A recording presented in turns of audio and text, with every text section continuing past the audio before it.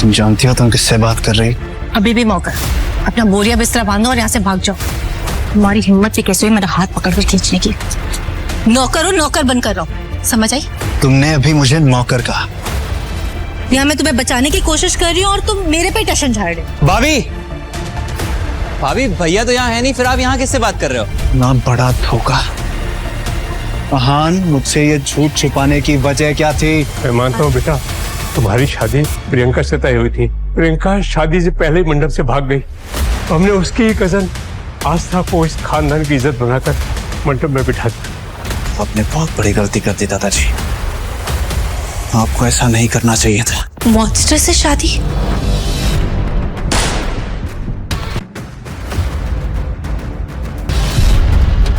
मुझे मॉन्स्टर से शादी करके उसके बच्चे को जन्म देना होगा।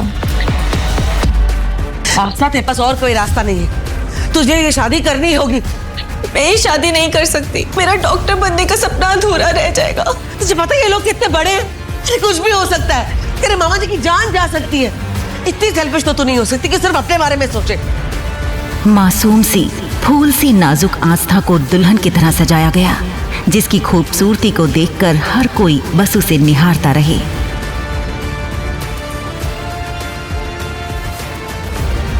और दूसरी तरफ था हैंडसम मॉन्स्टर। आखिर क्या है ये माजरा? आइए सुनते हैं अभी यहीं, बिल्कुल फ्री।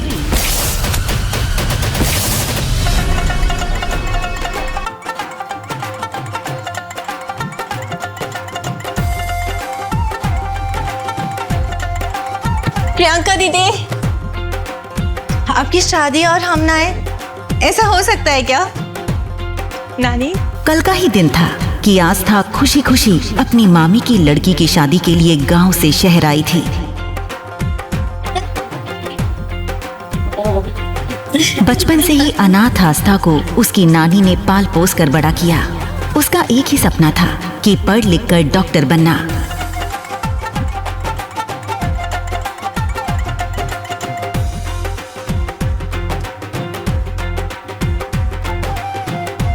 लेकिन ये सब हुआ कैसे?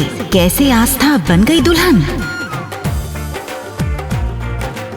आज बेंगलुरु में हजारों लोगों की भीड़ और कैमरास की चमक के बीच मंच पर बैठे देश के सबसे ताकतवर बिजनेसमैन अरमान सिंघानिया की शादी का दिन था। लेकिन मंडप के पास खड़ा दूल्हा अपनी दुल्हन के इंतजार की जगह अपने लैपटॉप और फोन में बिजी था। शहर के लोग हैरान थे कि अरमान सिंघानिया जैसी हस्ती ने एक मिडिल क्लास लड़की से शादी करने का फैसला क्यों लिया।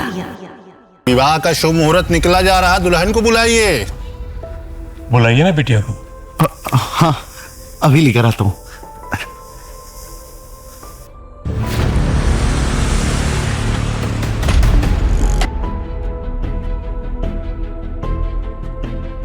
अरमान की दुल्हन प्रियंका को अरमान के दादू यानी आलोक सिंघानिया ने चुना था। प्रियंका उन्हीं के ऑफिस में काम करने वाले एक क्लर्क मनोज मल्होत्रा की बेटी थी। साधारण सी दिखने वाली प्रियंका ने भी अपने पिता के दबाव में आकर इस शादी के लिए हाँ कर दी। लेकिन आज शादी के दिन जैसे ही मनोज जी अपनी बेटी प्रियंका के कमरे में घुसे तो अंदर का नजारा देखकर उनके पैरों तले जमीन खिसक गई। प्रियंका मंडप में आने से ठीक पहले गायब हो चुकी थी। प्रियंका, ये तूने क्या किया? जैसे ही ये बात उसके माता पिता को पता चली तो उनके पैर कांपने लगे। तभी वहाँ खड़े आलोक जी को जैसे ही इस बात का एहसास हुआ कि कहीं कुछ गड़बड़ हुई है तो वो भी उस ओर बढ़ गए। बिटिया तैयार हुई कि नहीं? हाँ, बस वो तैयार हो रही है, थोड़ी देर में आ जाएगी। आप जाइए ना। लेकिन ये झूठ ज्यादा देर टिक नहीं पाया, क्योंकि अरमान के दादाजी ने कमरे के अंदर से आ रही रोने की आवाज सुन ली थी। उन्होंने एक झटके में कमरे का दरवाजा खोला और अंदर घुस गए। अंदर एक सिंपल, मासूम लेकिन बेहद खूबसूरत लड़की रो रही थी, जिसका नाम था आस्था। ये देखकर आलोक सिंघानिया गरजते हुए बोले, प्रियंका कहाँ है? प्रियंका भाग गई सर, और हमें पूरा यकीन है कि इस आस्था ने उसे भगाया है। मैंने कुछ नहीं किया मामी जी, प्लीज मेरी बात का भरोसा कीजिए। ये शादी होकर रहेगी। अगर दुल्हन भाग गई है तो उसकी जगह कोई और बैठेगी। अगर ये शादी नहीं हुई तो पता है ना अरमान का गुस्सा। अरमान के गुस्से से कोई नहीं बचा पाएगा, मैं भी नहीं।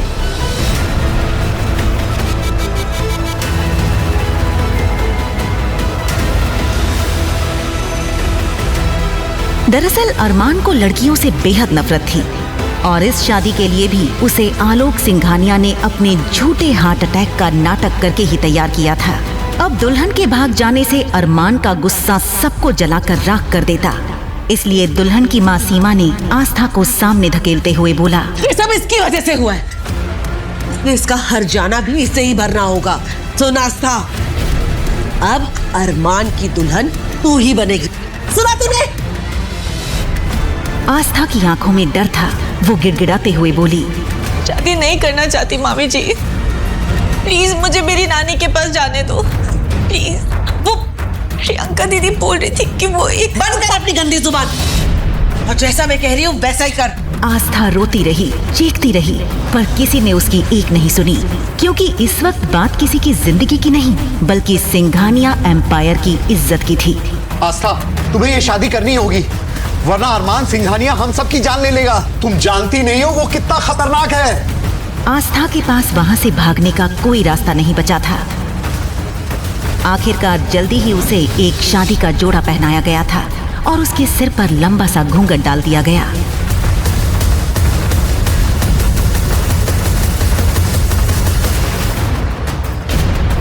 हाथ आगे बढ़ाइए।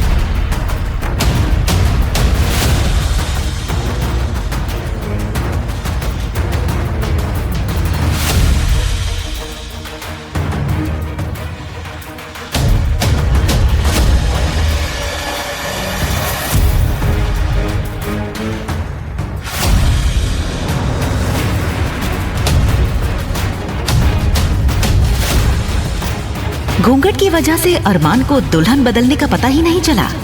अरमान ने जल्दी जल्दी सारी फॉर्मेलिटीज पूरी की और फिर वो अपने फोन और काम में पूरी तरह से खो गया।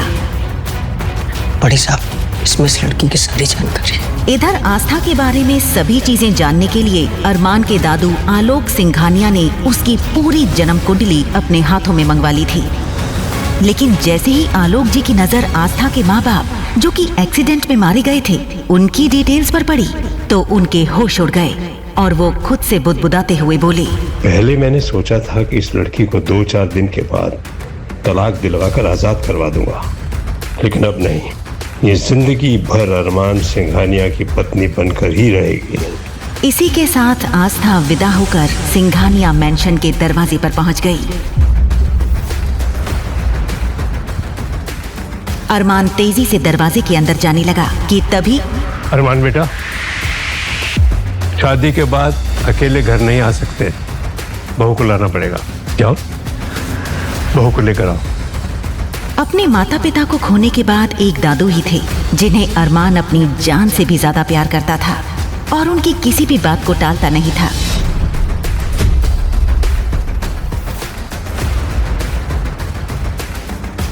कहते हैं सिंघानिया मैंशन के दरवाजे पर पैर रखना हर लड़की का सपना होता है, लेकिन आस्था के लिए ये उस सपने की शुरुआत नहीं, उसकी बर्बादी की दहलीज थी। आस्था ने अभी भी घूंघट नहीं हटाया था, इसलिए उसे कुछ भी सही से नहीं दिख रहा था। अरमान ने लंबे लंबे कदम भरते हुए घर के अंदर आ गया। ये देखते ही वहाँ मौजूद अरमान के छोटे भाई और उसके कुछ दोस्तों ने सीटी बजानी शुरू कर दी। लेकिन घर के अंदर पहुंचते ही अरमान ने आस्था को खुद से दूर करते हुए बोला, और हाँ, ये जितना नाटक करना था हो गया, मुझे ऑफिस का काम करना है और नाटक नहीं चाहिए। ये बोलते हुए अरमान अपने स्टडी रूम में घुस गया। जी दादाजी। भाभी आइए, मैं आपको कमरा दिखाता हूँ। इधर दादाजी का इशारा पाते ही अरमान के भाई आहान ने आस्था को अरमान के कमरे में छोड़ते हुए बोला, आइए भाभी, वेलकम। यह है आपका कमरा। किसी भी चीज की जरूरत तो आप बस बेल बजा दीजिए, कोई ना कोई जरूर हाजिर हो जाएगा आपकी सेवा में। आप कंफर्टेबल हो जाइए, मैं आपको थोड़ी देर में मिलता हूँ। जैसे ही आस्था अंदर आई उसने राहत की सांस ली। पहली बार वो अपने नए घर में अकेली थी। उसने जैसे ही दरवाजे को अंदर से धक्का दिया तो दरवाजा एक तेज आवाज के साथ ऑटोमेटिक लॉक हो गया। दरवाजे में ऑटोमेटिक इलेक्ट्रॉनिक लॉक होने के बारे में बेचारी आस्था को जरा भी पता नहीं था। अंदर पहुंचते ही आस्था ने घूंघट हटाया और एक लंबी गहरी सांस ली। आस्था इतनी थकी हुई थी कि थोड़ी ही देर में नींद उसे घेर लेती है। उधर रात को 2 बजे जब अरमान अपना काम खत्म करके अपने कमरे में सोने के लिए पहुंचता है, बेड के एक कोने पर आस्था दूसरी तरफ चेहरा करके सोई हुई थी। उसे देखते ही अरमान नफरत से बोला, दादाजी बिना सिर्फ मेरे कमरे में भेजने की क्या जरूरत थी? वैसे भी ये शादी नाम की है, क्या फर्क पड़ता है? ये हो जा कोई और, कोई भी लड़की मेरी लाइफ में नहीं आ सकती। वो खासकर आस्था को जगाने की कोशिश करता है, लेकिन आस्था गहरी नींद में थी, इसलिए उसे कुछ सुनाई नहीं दिया। ये देखकर अरमान चिढ़ गया और उसने टेबल पर रखा ग्लास हाथ मारकर नीचे गिरा दिया। नीचे गिरते ही ग्लास एक तेज आवाज के साथ टूट गया, लेकिन आस्था की आंख अब भी नहीं खुली। मैं इसे इतना आराम से क्यों उठा? तब अचानक अरमान ने अपनी जेब में हाथ डाला और जल्दी ही एक गन उसके हाथों में थी। गुस्से में उसने उस बंदूक से आस्था के बेड से थोड़ी दूर फायर कर दिया। गोली की आवाज सुनकर आस्था बहुत ज्यादा डर गई थी। गन चलने की आवाज सुनकर अरमान के दादू और उसका भाई अहान सब दौड़ते हुए ऊपर आए। ये क्या बदतमीजी है? बहू को डराने की क्या जरूरत थी? तो आपके कहने पे मैंने ये शादी तो कर ली, लेकिन मैं ये शादी निभाऊंगा नहीं। अरे शुक्र मनाइए कि गोली मैंने इसके सर पे नहीं मारी। जैसे ही अरमान की कही ये बात सबके कानों तक पहुंची तो कमरे का माहौल सन्नाटे में बदल गया। अरमान भाई, ये आपने ठीक नहीं किया। अब भाभी को ऐसे डरा। किसने कहा तेरी भाभी है? तेरी भाभी नहीं है। बेटा, बहू को गेस्ट रूम में ले जाओ। जी दादाजी। बेटा, मैं तुम्हारा सामान वहां पहुंचा दूंगा। आप चलिए मेरे साथ।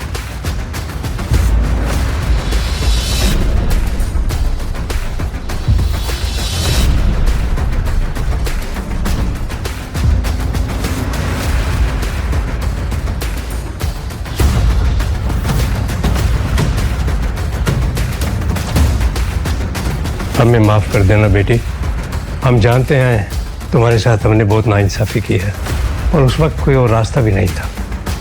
दादाजी, आप माफी क्यों मांग रहे हैं? जो कुछ भी हुआ उसमें आपकी कोई गलती नहीं है। बेटी, अगर तुम अरमान को पूरी तरह बदल दोगी ना तो मैं तुम्हारे डॉक्टर बनने का सपना हकीकत में बदल दूंगा। ये वादा है मेरा तुमसे। जैसे ही आस्था ने ये सुना, एक बार फिर उसकी आंखों में उम्मीद की चमक नजर आ गई। मैं जानता हूं बेटी, ये काम सिर्फ और सिर्फ तुम कर सकती हो। फिलहाल रात काफी हो गई है, मैं तुम्हारा सूटकेस भिजवाता हूं, तुम कपड़े चेंज करके यहीं सो जाओ। वैसे भी कल सुबह अरमान को पेरिस जाना है बिजनेस डील के लिए।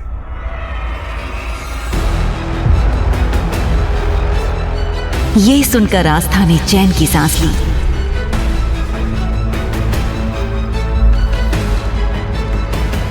अगली सुबह जब वो सोकर उठी तो उसे जिंदगी में पहली बार शहर की सुबह इतनी सुहानी लगी। वो कुछ सोचते हुए धीरे धीरे गार्डन की तरफ बढ़ गई। गार्डन में पहुंचते ही उसकी नजर एक आदमी पर पड़ी जिसने फॉर्मल पैंट शर्ट पहन रखी थी।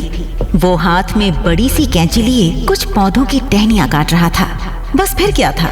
ओह माय गॉड, ये कोई पागल मालिक है जो अरमान के इतने महंगे पौधे खराब कर रहा है। अरमान को पता चल गया ना तो इसकी खैर नहीं। ये क्या कर रहे हो तुम? वो आदमी आस्था की तरफ मुड़ा और उसकी गहरी काली आंखें जैसे सीधा आस्था की आंखों में खो गईं। उसके दिल की धड़कन तेज हो गई। एक तो मैं तुम्हें उस बंदूक वाले मॉन्स्टर से बचाने की कोशिश कर रही हूँ और ऊपर से तुम मुझे घूर रहे हो। ये आदमी कोई और नहीं बल्कि अरमान था। अरमान सुबह पेरिस के लिए निकला जरूर था, पर खराब मौसम होने की वजह से उसे अपनी मीटिंग अगले हफ्ते के लिए पोस्टपोन करनी पड़ी। अरमान का सिर्फ और सिर्फ एक ही शौक था, पौधे लगाना और उनकी देखभाल करना। इस बात का पता बेचारी आस्था को बिल्कुल भी नहीं था। वहीं अरमान भी आस्था की सच्चाई से बेखबर था।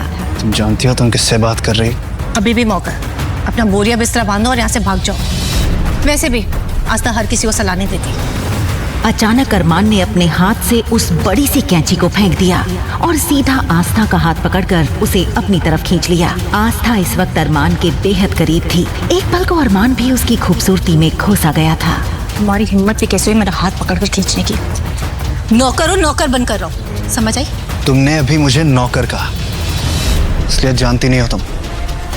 लो भाई, भलाई का जमाना ही नहीं। एक तो मैं तुम्हें उस बंदूक वाले मॉन्स्टर से बचाने की कोशिश कर रही हूँ और तुम मुझे तड़ी दिखा रहे हो।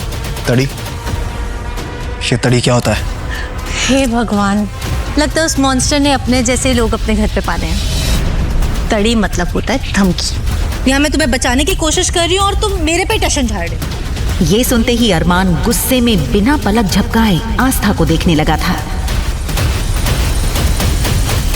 भाभी! आस्था ने पलट कर देखा तो दरवाजे पर आहान खड़ा था, जो कॉलेज से आज जल्दी लौट आया था।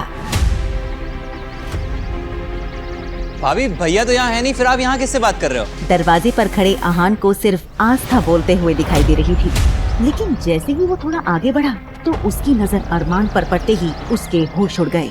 वो पसीने से तर हो गया और हकलाते हुए बोला, भाभी, मेरा मतलब है मैडम, आप प्लीज अंदर चलिए अभी।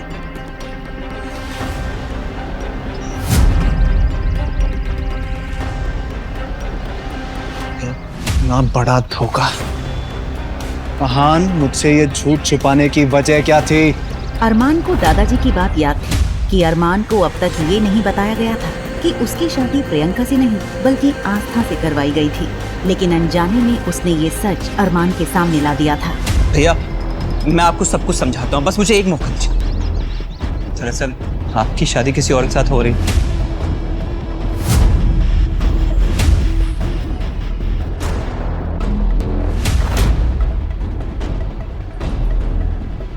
जैसे ही आहान ने अरमान को उसकी शादी का पूरा सच बताया तो उसका शरीर गुस्से से कांपने लगा। इधर जैसे ही आस्था को पता चला कि वो जिससे बहस कर रही थी वो कोई और नहीं बल्कि अरमान ही था, तो उसके चेहरे का रंग उड़ गया। पर तब तक बहुत देर हो चुकी थी। अरमान ने अपनी जेब में हाथ डालकर एक झटके में अपनी गन निकाल ली थी। अरमान, आप ये क्या कर रहे हैं? मुझे झूठ बोलने वाले और धोखा देने वाले लोगों से सख्त नफरत है, और मेरे साथ धोखा हुआ है। ये कहते हुए अरमान ने अगले ही पल ट्रिगर पर रखी अपनी उंगली दबा दी। आस्था इतना ज्यादा डर गई थी कि चीख कर वो बेहोश होकर वहीं गिर पड़ी।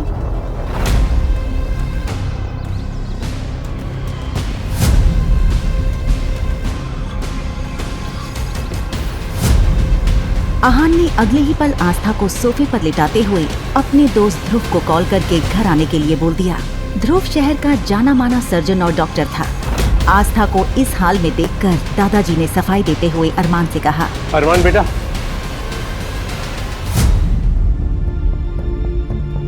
मैं मानता हूँ बेटा, तुम्हारी शादी प्रियंका से तय हुई थी। प्रियंका शादी से पहले मंडप से भाग गई, तो हमने उसकी ही कजन आस्था को इस खानदान की इज्जत बनाकर मंडप में बिठा दिया। आपने बहुत बड़ी गलती कर दी दादाजी, आपको ऐसा नहीं करना चाहिए था। इसी के साथ अरमान गुस्से में पैर पटकते हुए अपने कमरे में चला गया। इधर ध्रुव तब तक आस्था के पास पहुंच चुका था और उसने आस्था को एक इंजेक्शन देते हुए कहा, घबराने कोई बात नहीं है, मैंने दवाई दे दी है, थोड़ी देर में भाभी को होश आ जाएगी। इधर ध्रुव की बात खत्म ही हुई थी कि तभी अचानक अरमान के कमरे से गन चलने की आवाज सुनाई दी। सभी लोग सन्न रह गए थे। वो सब अरमान के कमरे की तरफ भागे। वहीं दादाजी पसीना पसीना हो गए। उनके पूरे शरीर में इतनी ताकत नहीं थी कि वो दौड़कर जल्दी से अरमान के कमरे में पहुंच जाएं। आहान जैसे ही कमरे के अंदर पहुंचा तो उसने देखा अरमान के हाथ से खून निकल रहा था। अरमान भाई, ये क्या देखो। वहीं दादाजी जो मुश्किल से जैसे तैसे वहां तक पहुंच ही पाए थे, ये देखकर उनकी सांस पूरी तरह से उखड़ने लगी। दादाजी को देखो। दादाजी। जैसे ही अरमान ने दादाजी की सांस उखड़ते हुए देखी तो उसने जल्दी से ध्रुव को गाड़ी निकालने के लिए बोल दिया। दादाजी। वहीं अरमान और बाकी सब जब दादाजी को लेकर नीचे आ रहे थे, एक एक करके सबकी नजर आस्था पर पड़ रही थी, क्योंकि आस्था अभी तक बेहोशी में हॉल के सोफे पर ही लेटी हुई थी। सबसे आखिर में अरमान की नजर आस्था पर पड़ी। उसने बड़े ही गुस्से और नफरत से आस्था की तरफ देखा, दादाजी की इस हालत की जिम्मेदार सिर्फ तुम हो आस्था। तुम्हें इस बात का हर जाना तो हर हाल में भुगतना होगा। जल्दी ही वो सब शहर के मशहूर हॉस्पिटल में पहुंच चुके थे और दादाजी को इमरजेंसी रूम में ले जाया गया। वहीं इधर घर पर उन सबके जाने की कुछ देर बाद आस्था को होश आया। होश आते ही आस्था के कानों में सन्नाटा चुभने लगा। उसने भारी सर के साथ पूरे घर में आवाज लगाई, दादाजी, दादाजी, हाँ जी, कोई है? मैम, आप कौन है और आप मेरा रास्ता ऐसे कैसे रोक रहे हैं? मैम मैं देव हूँ और अभी घर में कोई नहीं है और आपको बाहर जाने की परमिशन नहीं। कोई नहीं है मतलब अभी तो सब यहीं थे ना? दादाजी कहाँ हैं? दादाजी की तबीयत अचानक बिगड़ गई थी, इसलिए सब लोग उन्हें लेकर हॉस्पिटल गए हैं। मुझे अभी उनके पास जाना है। माफ कीजिएगा मैम, बॉस ने अरमान सर के परमिशन के बिना आप बाहर नहीं जा सकती। मुझे किसी की इजाजत की जरूरत नहीं है। आस्था की जिद के आगे देव को झुकना पड़ा। वो आस्था को कार में बैठाकर हॉस्पिटल के लिए निकल गया। वहीं उधर हॉस्पिटल में माहौल बेहद खराब था। ध्रुव वार्ड से बाहर निकला। अरमान ब्रो, दादाजी की हालत बहुत नाजुक है। दूसरा हार्ट अटैक आया। अगर उन्हें जरा सा भी स्ट्रेस दिया तो शायद हम उन्हें जान से खो दें। मेरे दादाजी को कुछ नहीं हो सकता। ये बात ना अपने दिमाग में डाल ले। सच्चाई यही है अरमान भाई, हमेशा आपकी जिद और गुस्से की वजह से उनकी जान पर बनाती है। आप भी नहीं मानेंगे ये बात। छोड़ो उसे। अरमान के दोस्त आकाश और सुमित ने बीच बचाव कर ध्रुव को छुड़ाया। अरमान टूट चुका था। वो अकेले में जाकर दीवार से सटकर खड़ा हो गया। वो अभी सोच में डूबा ही था कि तभी गैलरी के दूसरे छोर से आस्था दौड़ती हुई आई और मुड़ते ही वो अरमान से जा टकराई। उसने नजरें उठाई तो सामने आग की तरह गरम अरमान सिंघानिया खड़ा था। माँ क्या कर रही? मैं दादाजी से दादाजी को मौत के मुंह में धकेलने के बाद तुम्हारी इतनी हिम्मत, तमाशा करने आ गई। आस्था थर थर कांप रही थी। उसने कभी सपने में भी नहीं सोचा था कि जिस इंसान से उसकी शादी हुई है वो इतना पत्थर दिल होगा। मुझे दादाजी से मिलने दीजिए प्लीज। दादाजी का नाम ना अपनी जुबान पे भी मत लेके आना। और अगर तुम्हें लगता है ना कि तुम अपनी ये खूबसूरती का जाल फैला के मेरे परिवार को अपने वश में कर लोगी तो गलत फहमी में हो। अपनी खूबसूरती का जाल कहीं और पे फैलानी मुझ पे काम नहीं करेगा। आस्था कुछ कहना चाहती थी पर शब्द हलक में ही फंस कर रह गए। तभी पीछे से देव की आवाज आई, बॉस, दादाजी को होश आ गया, वो आपसे मिलना चाहता। अरमान ने झटके से आस्था का हाथ छोड़ा और दादाजी से मिलने के लिए वार्ड के अंदर चला गया। अरमान जैसे ही बिस्तर के पास पहुंचा, अरमान बेटा, मैं जानता हूँ तुम ये शादी नहीं करना चाहते थे, लेकिन आस्था इस घर की बहू है। मैं चाहता हूँ कि तुम इसे अपना लो। दादाजी, वो लड़की मेरी जिंदगी का हिस्सा कभी नहीं बन सकती। अरमान भाई, आप ये क्या बोल रहे हो? भाभी वारी खड़ी हुई। क्या भाभी? भाभी नहीं है तेरी वो। मेरी बात ना कान खोल के सुन लो, उसके साथ कोई रिश्ता नहीं जुड़ेगा। तभी दादाजी की आंखों में एक अजीब सी चमक और गुस्सा उभरा। बेटा, आस्था बाहर खड़ी है। देखो बेटा, अगर तुम हमारी बहू को अंदर नहीं लेकर आओगे ना तो मैं तुमसे अपने चिता को अग्नि देने का अधिकार भी छीन लूंगा। ये सुनते ही कमरे में जैसे सन्नाटा छा गया। अरमान का चेहरा गुस्से से लाल हो गया। उसे लेकर आओ। अरमान भाई होश में आइए। दादाजी अब आस्था भाभी से जुड़ चुके हैं। अगर आप उन्हें जुदा करेंगे, इस स्ट्रेस में उनकी जान भी जा सकती है। आप वाकई अपने गुस्से के लिए उनकी जान का सौदा करेंगे? कम से कम एक बार प्लीज इंसान होने का नाटक करो। अगर ये लड़की दादाजी को ठीक रख सकती है तो इसका इस्तेमाल मैं अपने तरीके से करूंगा।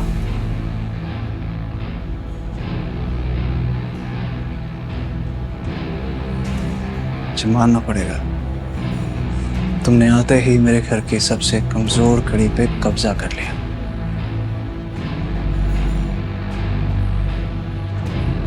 जब तक दादाजी इस हॉस्पिटल में है ना, तुम्हें मेरी पत्नी होने का नाटक करना होगा। और अगर एक भी आंसू गिरा ना तो तुम्हारे पूरे खानदान को बर्बाद कर दूंगा मैं। लियो, ठीक करो अपना और अंदर चलो। आस्था ने किसी आज्ञाकारी बच्चे की तरह अपने आंसू पोंछे और अरमान के पीछे पीछे कमरे में दाखिल हुई। दादाजी ने मुस्कुराकर आस्था का हाथ पकड़ा।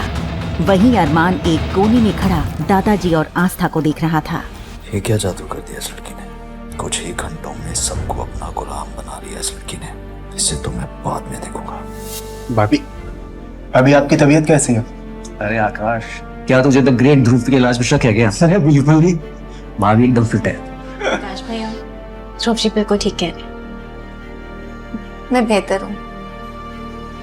ध्रुव जी, मेरी आपसे बस एक ही रिक्वेस्ट है, दादाजी को जल्दी ठीक करके घर भेज दीजिए ना। अरे भाभी आप फिक्र ना कीजिए, बस रिपोर्ट आने में 2-3 घंटे बाकी है, तब तक आप अरमान भाई के साथ घर पे जाके रेस्ट कीजिए। ये सुनते ही आस्था का चेहरा सफेद पड़ गया।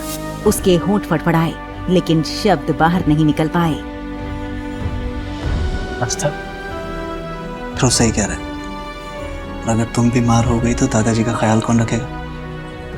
चलो घर चले।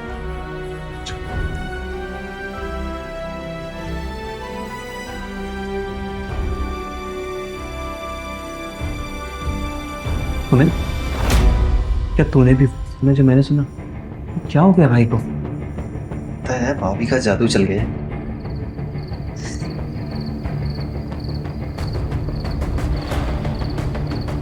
हे भगवान, प्लीज आज इस मॉन्स्टर से बचा दो। आपको पक्का 101 नारियल चढ़ाऊंगी। प्लीज आज बचा लो।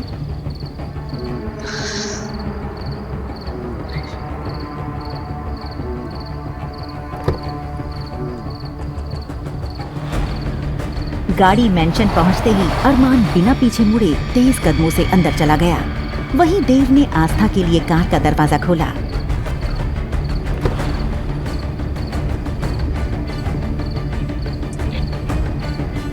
देव भैया, क्या आप बता सकते हैं कि बाकी सब कब तक आएंगे? फिक्र मत कीजिए, वो लोग 3 घंटे में आ जाएंगे। आपको कुछ भी चाहिए हो मैं यही हूँ, बताइएगा। देव समझ गया था कि आस्था अरमान के साथ अकेले रहने से मौत की तरह डर रही थी। आस्था ने भारी मन से मेंशन के अंदर कदम रखा कि तभी एक नौकर ने आकर उसे और डरा दिया। मैम, आपको सर ने रूम में बुलाए।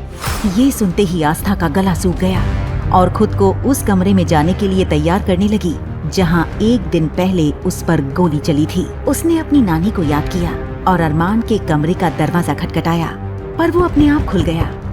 जैसे ही वो अंदर जाने से हिचकिचाई, कमरे के भीतर से एक भारी आवाज गूंजी। अब क्या सारी रात वहीं खड़ी रहोगी या मैं लेने आऊं? अंदर आओ। आस्था घबराकर अंदर चली गई। कमरा धुंधली रोशनी में डूबा था।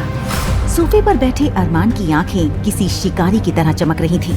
आज से इस घर में तुम्हारा काम दादाजी का ख्याल रखना होगा। इस घर में तुम्हारी हैसियत सिर्फ एक केयर टेकर और सिर्फ एक नौकर की होगी, इससे ज्यादा कुछ भी नहीं। और ये बात दादाजी को और मेरे दोस्तों को बिल्कुल पता नहीं चलनी चाहिए। और अगर ऐसा हुआ तो वो जो गांव में तुम्हारी नानी रहती है ना, उसका क्या हाल होगा तुम जानते हो। आस्था को अरमान का चेहरा किसी जल्लाद से कम नहीं लग रहा था। वो सर झुकाए खड़ी थी और उसके आंसू खामोशी से उसके गालों पर बह रहे थे। अरमान ने आस्था के आंसुओं को देखा, पर उसका दिल नहीं पिघला। ये जो तुम्हारे आंसू बह रहे हैं ना, मेरे सामने जितने बहाने हैं बहा लो, लेकिन यही आंसू दादाजी के सामने और मेरे दोस्तों के सामने बिल्कुल भी टपकने नहीं चाहिए, क्योंकि तुम जानती हो कि अगर ऐसा हुआ तो अंजाम अच्छा नहीं होगा। पूरे गांव में लोग मुझे इतना प्यार करते थे, फिर इस अनजान आदमी को मुझसे इतनी नफरत क्यों? अपना सामान लेके इस कमरे में शिफ्ट हो जाओ। इस कमरे में? गलतफहमी मत पालना। इस दुनिया की नजरों में हम पति पत्नी हैं, तो हमें एक कमरे में रहना होगा। तुम यहाँ नीचे सोओगी और मैं वहाँ ऊपर सोऊंगा, बस।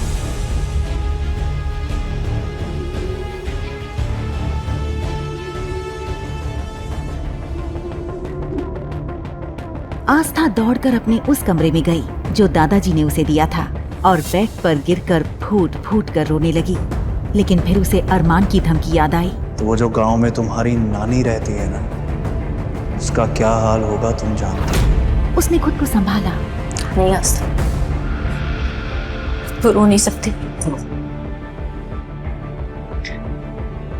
तुझे हिम्मत दिखानी होगी। नानी और दादाजी की सलामती के लिए तुझे उस मॉन्स्टर का सामना करना ही होगा। आस्था अपना छोटा सा बैग लेकर अरमान के कमरे में पहुंची। अपना सामान उस कोने में रखो और यहाँ के बैठ जाओ। अब क्या चाहिए इसे मुझसे? अभी कुछ बचा है क्या? तो फाइल उठाओ, उसमें कॉन्ट्रैक्ट है। जब तक तुम मेरे साथ इस कमरे में रहोगी, इस कॉन्ट्रैक्ट पे साइन करके रहोगी। ये सुनते ही आस्था ने जैसे ही उस फाइल में मौजूद उस कॉन्ट्रैक्ट पेपर्स पर नजर डाली तो उसकी आंखें चौड़ी हो गईं। चेहरे का सारा रंग उड़ गया। आखिर क्या लिखा था उन कॉन्ट्रैक्ट पेपर्स में, जिसे देखकर आस्था के उड़ गए थे होश? क्या दादाजी और अपनी नानी को बचाने के लिए आस्था कर देगी उन पेपर्स पर साइन? अरमान के गुस्से के पीछे छुपा है अतीत का कौन सा राज? क्या होगा आस्था के साथ आगे इस कहानी में? क्या वो अरमान के पत्थर दिल को पिघलाने में हो पाएगी कामयाब और शुरू होगी एक प्रेम कहानी? आस्था ने सवाल भरी नजरों से अरमान को देखा, जैसे पूछना चाह रही हो कि ये कौन सी फाइल है। अरमान ने उसकी नजरें समझकर कहा, इस फाइल में साफ लिखा है कि अगले 6 महीने तुम मेरे लिए केयरटेकर का काम करोगी। मैं तुम्हें इस घर में केयरटेकर के लिए अपॉइंट कर रहा हूँ। हर महीने 1 लाख रुपए सैलरी मिलेगी। 6 महीने में कुल 6 लाख रुपए। आस्था की आंखें हैरत से फैल गईं। अरमान के अंदाज ने उसका वजूद हिला दिया। उसने आस्था के आत्मसम्मान पर उंगली उठाई थी। ये उसके लिए शर्मनाक था। अरमान ने उसे लालची और जालसाज कहकर अपमानित किया। आस्था सोचने लगी, इस क्रूर मॉन्स्टर के पास इतना पैसा है, लेकिन क्या फायदा, जो इंसान को इंसान ही ना समझे और ना ही बात करने की तमीज जानता हो। आस्था का मन हुआ कि वो अरमान से कह दे, मुझे तुम्हारे पैसों में कोई इंटरेस्ट नहीं, अपने पैसे अपने पास रखो।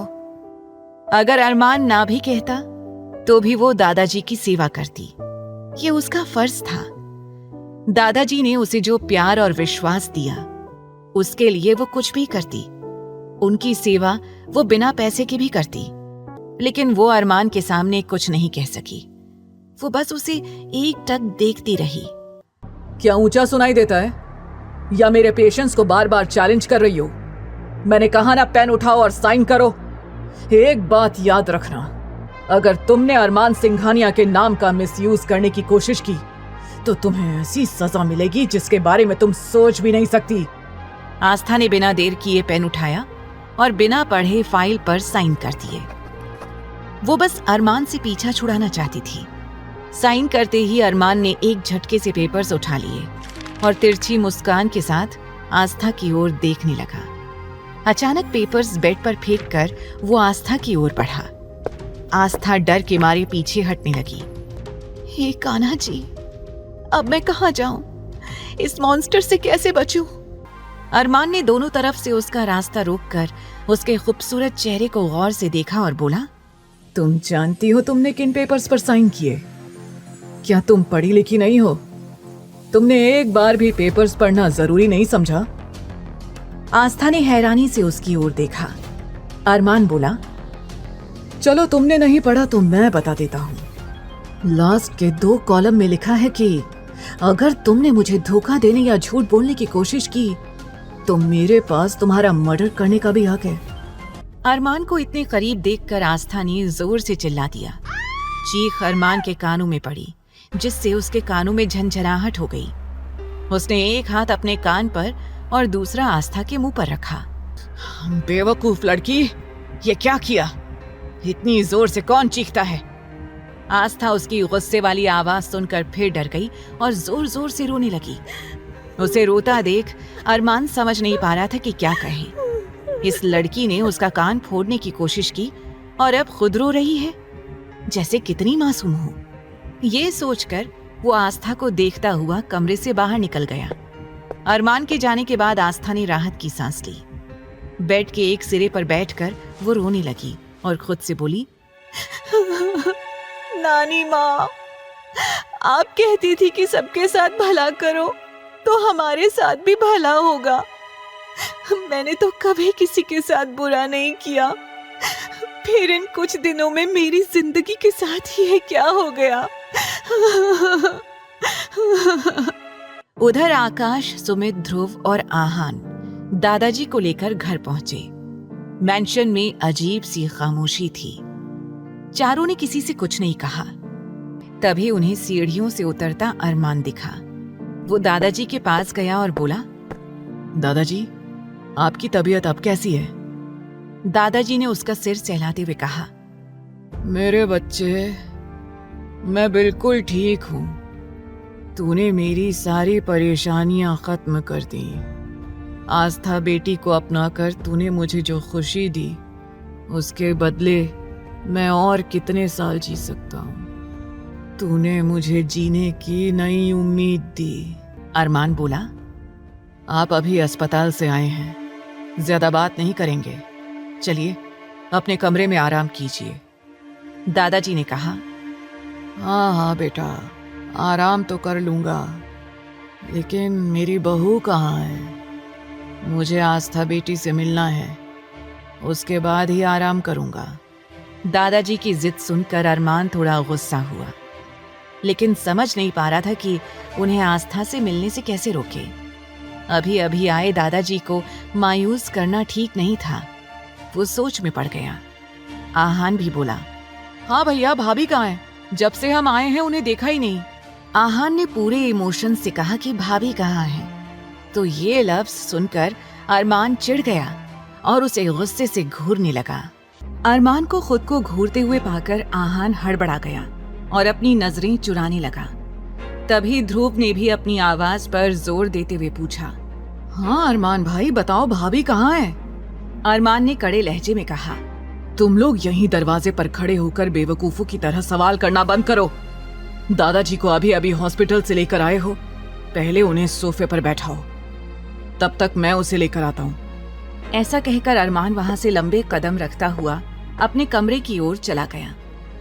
दादाजी ने उसके जाने के बाद उन चारों की तरफ देखकर परेशानी के साथ कहा, अगर मैंने वो नाटक नहीं किया होता तो आस्था अब तक घर से बाहर निकाली गई होती। आस्था को अरमान की सजा से बचाने के लिए ही मैंने ये सब ड्रामा किया है। उस समय उस सिचुएशन से निकलने के लिए ही मुझे हार्ट अटैक के नाटक का सहारा लेना पड़ा। दादाजी आगे फुसफुसाते हुए बोले, अब तुम लोग मेरी बात ध्यान से सुनो। इस ड्रामे के बारे में अरमान को कानों कान खबर नहीं लगनी चाहिए। जब तक आस्था अरमान के दिल में अपने लिए जगह नहीं बना लेती, तब तक हमें अपना ये नाटक कंटिन्यू करना पड़ेगा। तुम सब सुन रहे हो ना मेरी बात? इतना सुनते ही ध्रुव शॉक्ड होकर बोला, दादाजी, एक पल को तो आपकी हालत देखकर मैं भी धोखा खा गया था कि कहीं आपको वाकई हार्ट अटैक तो नहीं आ गया। लेकिन आप तो बड़े अच्छे एक्टर निकले। आपकी एक्टिंग देखकर मजा आ गया। और तो और ये आहान भी आपको नहीं पकड़ पाया, जो खुद को बहुत बड़ा एक्टर समझता है। तो भला अरमान भाई कहाँ से पकड़ते? लेकिन फिर भी हम सब में से सबसे ज्यादा शार्प नजर अरमान भाई की ही है। इसीलिए आपको अभी भी उनसे बचकर रहना है। आपको अभी कंटिन्यूअस अपनी दवाई भी खानी होगी, लेकिन आप परेशान ना हो। आपकी सारी दवाइयों को मैं कैल्शियम की दवाइयों से रिप्लेस कर दूंगा, तो आप अरमान भाई के सामने भी दवाइयां खा सकते हो। ऐसा कहकर ध्रुव मुस्कुराने लगा। अब तक वो लोग अंदर आकर बैठ गए। तब आकाश सोचते हुए बोला, यार, अरमान भाई को गए हुए काफी समय हो गया। वो अभी तक आस्था भाभी को लेकर क्यों नहीं आए? दादाजी परेशान होकर बोले, हमें तो रह रह कर आस्था की चिंता सता रही है। तुम जानते हो ना, हमने उसे अकेले अरमान के साथ छोड़ने का रिस्क तो ले लिया, लेकिन अब हमें डर भी लग रहा है कि कहीं उसने आस्था बेटी को डरा धमका ना दिया हो। ध्रुव ने इनकार करते हुए कहा, नहीं दादाजी, मैंने आपके कहने के मुताबिक अरमान भाई के मन में ये बात डाल दी थी कि आस्था भाभी से ही दादाजी की खुशी है, तो वो आस्था भाभी को किसी भी तरह की कोई तकलीफ ना दे। अभी के लिए भले ही अरमान एक्टिंग कर रहा हो, लेकिन आप तो जानते ही हैं कि धीरे धीरे जब दोनों एक दूसरे के साथ रहेंगे तो प्यार भी हो जाएगा। बस एक बार प्यार हो जाए, फिर तो अरमान भाई आस्था भाभी को कभी भी छोड़कर कहीं नहीं जाने वाले। सुमित ध्रुव की तारीफ करते हुए बोला, यार एक बार तो तेरी बातें सुनकर मुझे ऐसा लगा कि कहीं अरमान तेरा गला ना दबा दे, लेकिन फिलहाल तू बच गया, वो भी सिर्फ दादाजी की वजह से। वो चारों ही अपने अपने किए गए कारनामों की बखान करके मुस्कुरा रहे थे। वहीं दूसरी ओर अरमान जैसे ही आस्था को लेने के लिए अपने कमरे में गया, उसने देखा कि आस्था बेड के साइड लेटकर सो रही थी और उसके गालों पर आंसुओं की लकीरें साफ दिखाई दे रही थी। अरमान आस्था को इस तरह से बेफिक्री से सोता हुआ देखकर हैरान हो गया और तब उसे याद आया कि कुछ देर पहले आस्था यही बोल रही थी कि उसे बहुत नींद आ रही थी, उसे सोना है। अरमान हैरान होकर सोचने लगा, इस लड़की को मैंने इतनी ज्यादा बातें सुनाई, लेकिन फिर भी ये इतनी आसानी से कैसे सो सकती है। नहीं नहीं मिसेस आस्था अरमान सिंघानिया, तुम्हें इस तरह मजे से सोने का कोई हक नहीं है। अब तुम मेरी कैद में हो, तो जैसे मैं चाहूंगा तुम्हें वैसे ही रहना होगा। और अभी तो तुम्हें मेरे दादाजी बुला रहे हैं, तो तुम्हें अब उठना ही होगा। ऐसा कहकर अरमान ने साइड टेबल पर रखा हुआ जग का पूरा पानी उठाया और सोती हुई आस्था के ऊपर फेंक दिया। आस्था, जो कि एक सुकून की नींद सोई हुई थी, इस तरह से अपने ऊपर पानी गिरने की वजह से फटाफट उठकर बैठ गई और जोरों से चिल्लाने लगी, नानी, नानी बाढ़ आ गई नानी, भागो बचाओ, बारिश आई, नानी माँ कहाँ है आप? आस्था को इस तरह चिल्लाते देखकर अरमान हैरान हो गया। फिर उसकी आवाज बाहर न जाए इसलिए उसने जल्दी से आस्था के मुंह पर हाथ रख दिया। हालांकि अरमान का कमरा साउंड प्रूफ था, जिसकी वजह से अंदर की कोई भी आवाज बाहर नहीं जा सकती थी, न ही बाहर की कोई आवाज अंदर आ सकती थी। लेकिन फिर भी अरमान कोई रिस्क नहीं लेना चाहता था। आस्था के मुंह पर हाथ रखे हुए ही वो गुस्से में बोला, इतना क्यों चिल्ला रही हो? क्या तुम थोड़ा धीरे नहीं बोल सकती हो? और तुम्हारी हिम्मत कैसे हुई बिना मुझसे पूछे सोने की? तुम्हें बिना मुझसे पूछे या बिना मुझे बताए कुछ भी काम करने का कोई हक नहीं है, लेकिन तुमने ऐसा किया है और मेरे बनाए रूल को तोड़ने की हिम्मत की है। आस्था को जैसे होश आ गया था। वो कुछ कहना तो चाहती थी, लेकिन अरमान का हाथ अपने मुंह पर होने की वजह से वो कुछ भी बोल नहीं पा रही थी। वो सिर्फ अपनी बड़ी बड़ी आंखों में कंफ्यूजन लिए अरमान को घूर रही थी। अरमान ने गुस्से में कहा, तुम्हारे मुंह पर अब क्या ताले लगे हुए हैं? बोलती क्यों नहीं हो? मेरी बातों का जवाब दो। आस्था बार बार अपनी पलकें इधर उधर करने लगी। वो अरमान को ये बताना चाह रही थी कि अरमान का हाथ उसके मुंह पर रखा हुआ था, तो वो कैसे कुछ भी बोल सकती है। आस्था इरिटेट होने लगी और फिर अरमान के उस हाथ पर हल्का सा बाइट कर दिया। इस अचानक से हुए हमले की वजह से अरमान ने तुरंत अपना हाथ उसके मुंह पर से हटा लिया था। अब अरमान गुस्से से और भी ज्यादा भड़क उठा और आस्था को खा जाने वाली नजरों से देखकर कहने लगा, तुम्हारी हिम्मत कैसे हुई अरमान सिंघानिया को काटने की? अरमान के हाथ हटते ही आस्था गहरी सांस लेते हुए जल्दी से बोली, हम आपको कब से ये बताने की कोशिश कर रहे हैं कि आपने हमारे मुंह पर हाथ रखा है, तो भला हम कैसे बोल सकते हैं? ये कहते हुए आस्था उसे घूरने लगी। उसे पक्का यकीन था कि अगर आज अरमान अपना हाथ नहीं हटाता तो वो बेहोश हो जाती। आस्था ने ये सब बड़े ही मासूमियत और भोलेपन में कहा था, इसलिए एक पल को अरमान उसकी मासूमियत में पूरी तरह से खो गया। लेकिन अगले ही पल अपनी आंखों में गुस्सा लिए सख्त लहजे में बोला, अपनी ये फालतू की बकवास बंद करो और जाकर अपने कपड़े चेंज करो और फटाफट से दादाजी से मिलने के लिए मेरे साथ चलो। जैसे ही आस्था ने ये सुना कि दादाजी आ गए और उसे बुला रहे थे, तो वो खुश हो गई। कुछ देर पहले तक उसे अरमान के साथ अकेले रहने में बहुत डर लग रहा था, लेकिन अब ये सुनने के बाद कि दादाजी और बाकी सब लौट आए थे, तो वो खुश हो गई। आस्था मासूमियत से बोली, क्या वाकई दादाजी आ गए? हमें भी उनसे मिलना है। ऐसा कहकर आस्था दौड़कर अरमान की साइड से जाने लगी। अरमान ने तुरंत उसका हाथ पकड़ लिया और कहने लगा, तुम पागल हो गई हो क्या? तुम्हें मेरी बातें सुनाई नहीं देती? तुम इस तरह से दादाजी के पास नहीं जा सकती हो।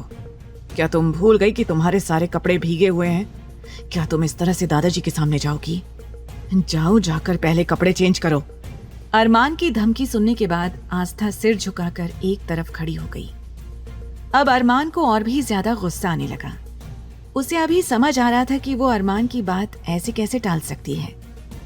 अरमान गुस्से से अपने कदम बढ़ाकर आस्था के सामने खड़ा हो गया और कहने लगा, मेरी तरफ देखो और बताओ, इस तरह से सिर झुकाकर क्यों खड़ी हुई हो?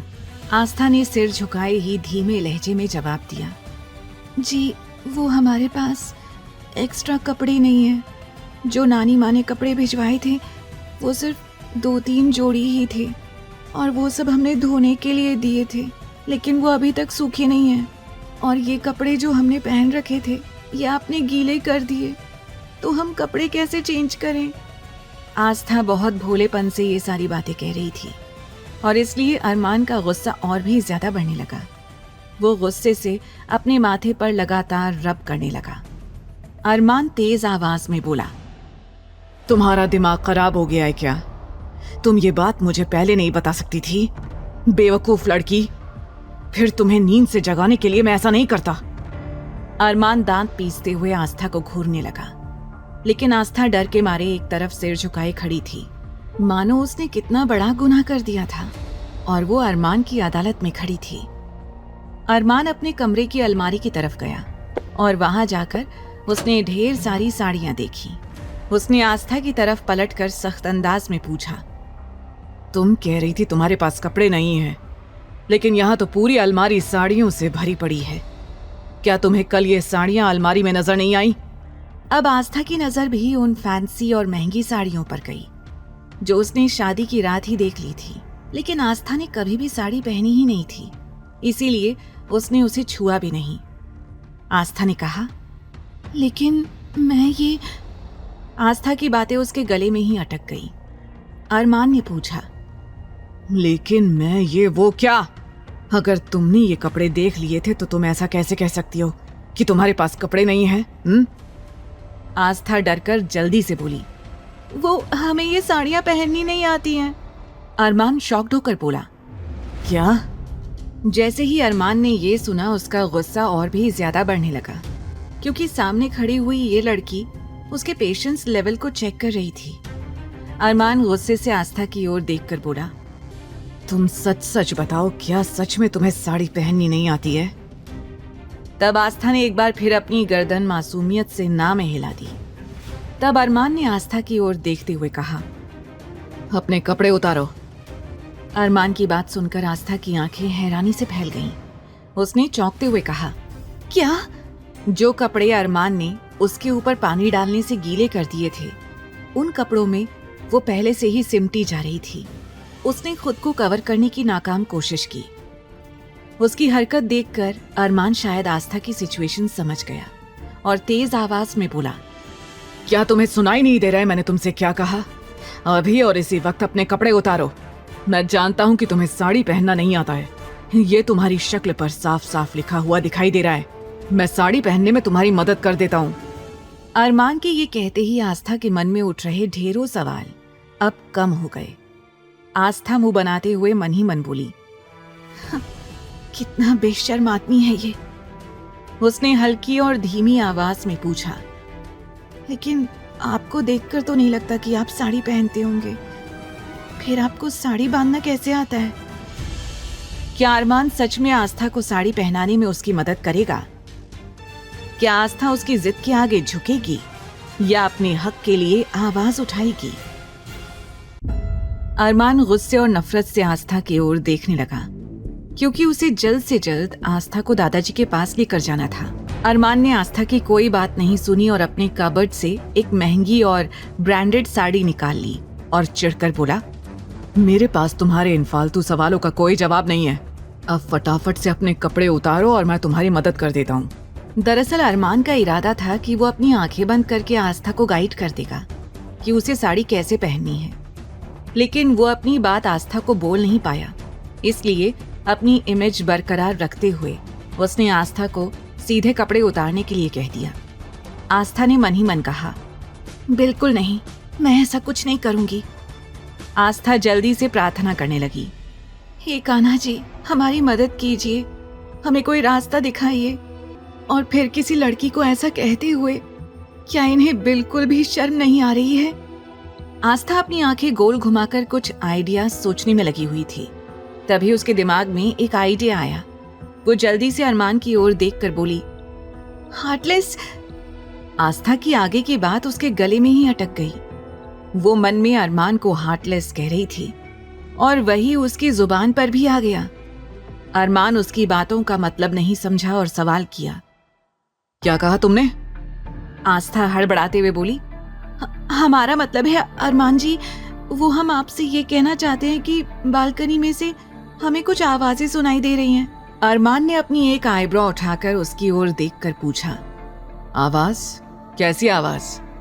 आस्था जल्दी से बोली, ये तो हमें नहीं पता कैसी आवाजें आ रही हैं, पर हमने वहां जरूर कुछ सुना है। अरमान हैरानी से आस्था की ओर देखता हुआ बालकनी की ओर जाने लगा। अरमान के जाते ही आस्था अचानक से थोड़ा सा मुस्कुरा दी और बड़बड़ाते हुए खुद से कहने लगी, भाग आस्था भाग, कहीं ये शैतान तुझे पकड़ न ले और फिर से तुझे कपड़े उतारने का ना बोलने लग जाए। ये सोचते ही आस्था ने जल्दी से दरवाजा खोला और तेजी से बाहर जाने के लिए दौड़ लगा दी। वो सीधा सीढ़ियों से होते हुए दादाजी के पास जाकर खड़ी हो गई। वो बुरी तरह से हाफ रही थी। वहीं अरमान ने जैसे ही आस्था को इस तरह से भागते हुए देखा तो उसने अपने दोनों हाथों की मुट्ठियों को कसकर बंद कर लिया और गुस्से से बोला, इस मामूली लड़की की इतनी हिम्मत कि इसने मुझसे झूठ कहा। इसे इसकी कीमत चुकानी होगी। फिर खुद को कंट्रोल करते हुए वो जल्दी से नीचे हॉल की तरफ जाने लगा। वहीं दादाजी और चारों दोस्त आस्था को इस तरह से घबराया हुआ देखकर पूरी तरह से हैरान हो गए थे। लेकिन जब दादाजी ने आस्था को अपने सामने देखा तो राहत की सांस ली, वरना उन्हें तो अब तक यही लगता था कि कहीं अकेले में अरमान ने आस्था का मर्डर ही ना कर दिया हो। लेकिन अब आस्था को सही सलामत देखकर वो रिलैक्स्ड थे। ध्रुव फिक्रमंद होकर आस्था से पूछने लगा, क्या हुआ भाभी, आप इतना घबरा क्यों रही हो और आप इतना तेजी से दौड़कर क्यों आ रही हो, जैसे आपके पीछे किसी ने जंगली कुत्ते छोड़ दिए हों। अब तक आहान आस्था के लिए एक ग्लास पानी ले आया और उसकी ओर बढ़ा दिया। फिर पूछा, क्या बात है भाभी, आप इतना घबराई हुई क्यों हो और आप इतना ज्यादा डर किससे रही हो? इससे पहले कि आस्था किसी को कोई जवाब देती, पीछे से अरमान आ गया। अरमान ने अपने दोनों हाथों को अपनी पॉकेट में डाला और बड़ी ही खामोशी से दादाजी के पास आकर खड़ा हो गया। आस्था की नजर जैसे ही अरमान पर पड़ी तो उसकी आंखें हैरत से फैल गईं। वो पानी का घूंट भी पी रही थी, लेकिन अरमान के वहां आते ही डर से उसके गले में पानी अटक गया और वो जोरों से खांसने लगी। अरे भाभी आराम से। ये कहते हुए आकाश और सुमित आस्था के पास जाकर खड़े हो गए। आकाश आस्था का सिर सहलाने लगा और सुमित आस्था की पीठ रब करने लगा। जैसे ही अरमान ने आकाश और सुमित के हाथों को देखा तो उन दोनों को गुस्से से घूरने लगा। कुछ देर बाद आकाश और सुमित को अपने ऊपर किसी की नजरों की तपिश महसूस हुई। उन दोनों ने एक साथ ही अरमान की ओर देखा और तुरंत आस्था के सिर और उसकी पीठ पर से हाथ हटा दिया। फिर दोनों एक साइड जाकर खड़े हो गए। दोनों एक दूसरे को चोर भरी नजरों से देखकर इशारों ही इशारों में बातें करने लगे। अब तक आस्था भी ठीक हो गई थी। तब ध्रुव ने पूछा, क्या हुआ है भाभी, आप ठीक तो है ना? तभी आस्था कहने लगी, जी जी ध्रुव जी, हम बिल्कुल ठीक हैं, हमें कुछ नहीं हुआ है। वो एक्चुअली हमारे कमरे में ना एक चूहा आ गया था और हम उससे इतना डर गए थे कि हम आपको क्या बताएं, इसलिए हम दौड़कर सीधा यहाँ आ गए। अब जैसे ही आस्था ने अपने भोलेपन में अरमान की जगह चूहे का नाम लिया, अरमान के अंदर खून बुरी तरह से उबलने लगा। उसका गुस्सा और भी ज्यादा बढ़ गया। वो मन ही मन सोचने लगा, इस लड़की की हिम्मत कैसे हुई मुझे चूहा बोलने की।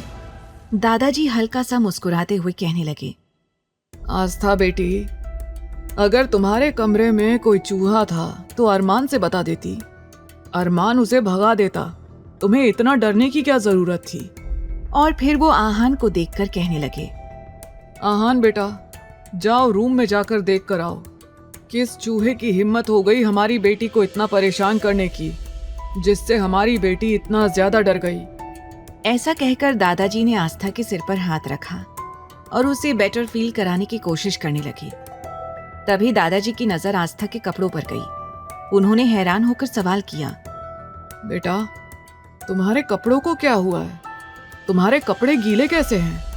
आस्था अचानक से दादाजी के पूछे गए सवाल से घबरा गई और उसने चोर नजरों से अरमान की ओर देखा, जो कि अपनी आंखों में आग लिए आस्था को ही घूर रहा था।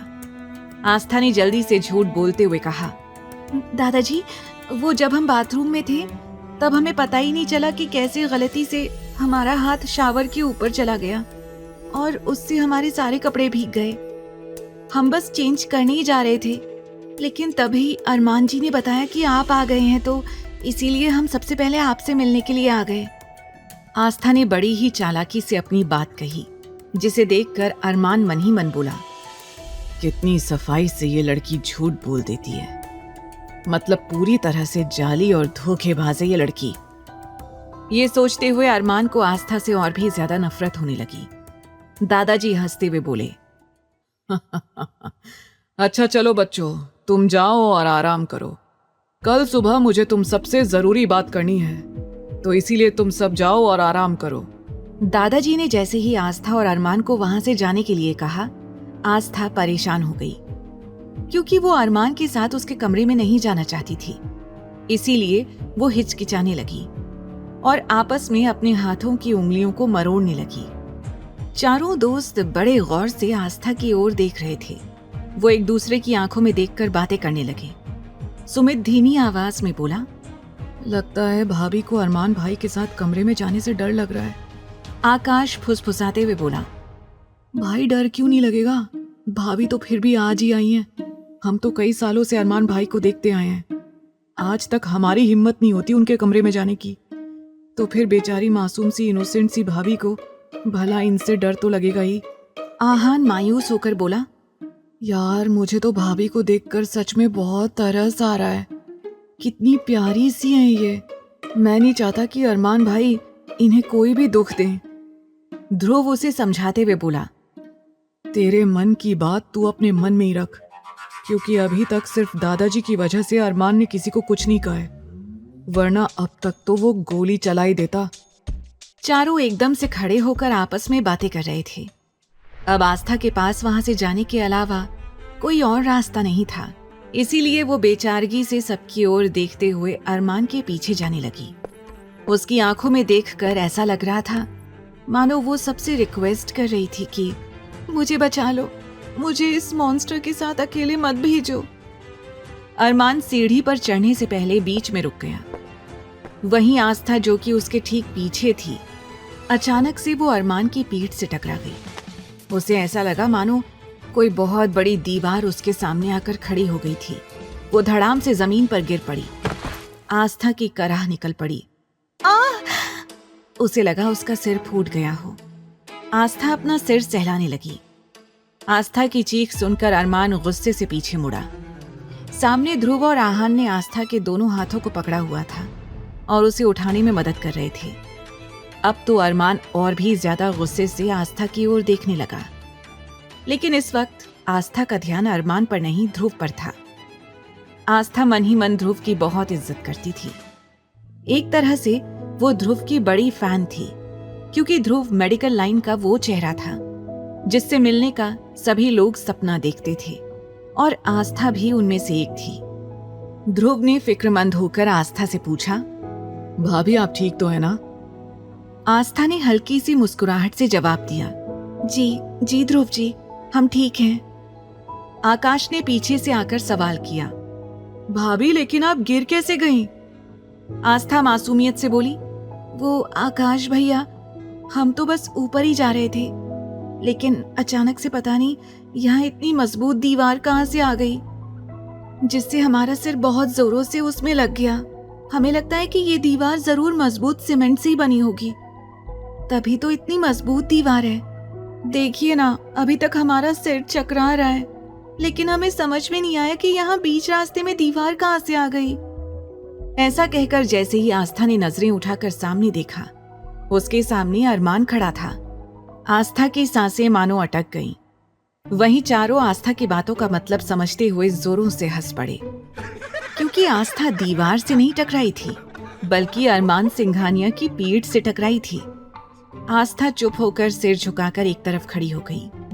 वहीं उन चारों ने भी अरमान की आंखों में देखते ही सिर झुका लिया और चुप हो गए। अब तक दादाजी भी वहां आ गए थे। उन्होंने फिक्र से पूछा, अरे बेटा, आपको ज्यादा तो नहीं लगी ना? आस्था ने जल्दी से कहा, नहीं नहीं दादाजी, हम बिल्कुल ठीक हैं। दादाजी ने अरमान को डांटते हुए कहा, तेरा ध्यान कहाँ रहता है? तेरी वजह से बहू को चोट लग गई और ऐसे आगे पीछे कैसे जा रहे थे तुम लोग? एक दूसरे का हाथ पकड़कर भी तो जा सकते हो ना।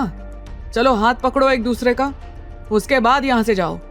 अरमान दादाजी की बात सुनकर गुस्से से उन्हें घूरने लगा, मानो वो आंखों ही आंखों में कहना चाह रहा हो, आप अपनी बीमारी का कुछ ज्यादा ही नाजायज फायदा उठा रहे हैं। लेकिन दादाजी ने एक बार भी अरमान की ओर नहीं देखा, वरना उनकी भी हिम्मत नहीं होती कि वो अरमान को कुछ कह सकें। दादाजी उन चारों को देखकर कहने लगे, अब तुम चारों यहाँ क्या कर रहे हो? क्या तुम लोगों को सोने नहीं जाना है? आकाश बोला, दादाजी मेरी तो कल एक इम्पोर्टेंट मीटिंग है, तो इसीलिए मैं तो आज पहले विला में ही जाऊंगा। वैसे भी विला ज्यादा दूर नहीं है, मैं बस निकल रहा हूँ। तभी ध्रुव ने भी कहा, मुझे भी जाना होगा, लेकिन हाँ, हम लोग सुबह पक्का नाश्ता करने के लिए यहाँ आ जाएंगे। और वैसे भी हम सब भाभी के हाथ के आलू के पराठे मिस नहीं करना चाहते हैं। वैसे भाभी, कल भी क्या आलू के पराठे मिल सकते हैं? आस्था मुस्कुराते हुए कहने लगी, जी जरूर, हम जल्दी आलू के पराठे बना देंगे। आप सब लोग प्लीज टाइम से आ जाइएगा। वहीं अरमान ने दादाजी की ओर देखते हुए तुरंत आस्था का हाथ कसकर पकड़ लिया। आस्था को कुछ समझ में नहीं आया, क्योंकि आस्था अभी भी ध्रुव से और बातें करना चाहती थी। लेकिन तब तक अरमान उसे लगभग घसीटता हुआ अपने साथ सीढ़ी से ऊपर कमरे में लेकर जाने लगा और जल्दी ही कमरे में जाकर उसने कमरे को अंदर से लॉक कर दिया। आस्था डरते हुए बोली, ये आप क्या कर रहे हैं?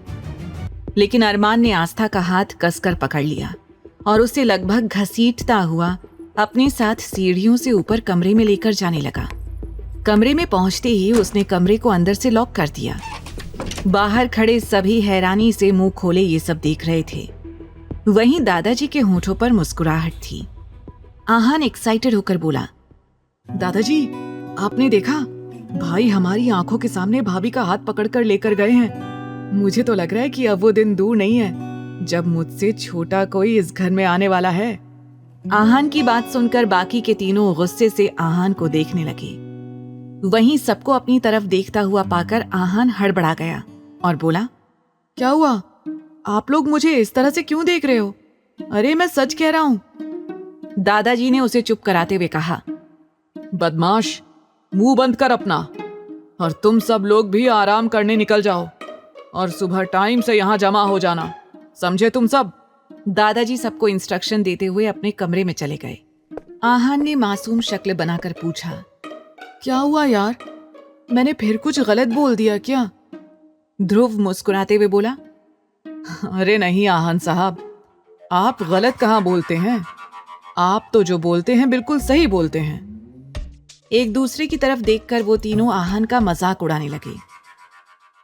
वहीं दूसरी ओर अरमान ने आस्था को कमरे में ले जाकर कमरा लॉक कर दिया था और गुस्से से आस्था के सामने खड़ा हो गया। आस्था को बहुत डर लग रहा था। उसे समझ नहीं आ रहा था कि वो अब अरमान से कैसे बचे, क्योंकि आज उसने एक साथ 2 से 3 कांड कर दिए थे। पहला, अरमान को झूठ बोलकर कमरे से भाग गई।